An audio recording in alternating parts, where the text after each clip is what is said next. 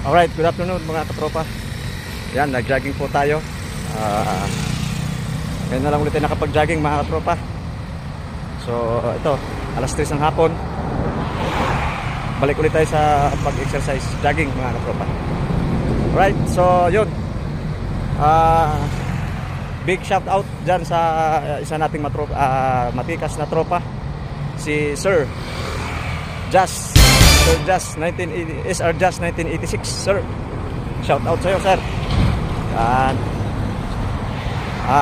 Panatilihin natin, sir, yung pag-motivate sa ibang tropa at sa ibang tao na mag-exercise palagi. Alright.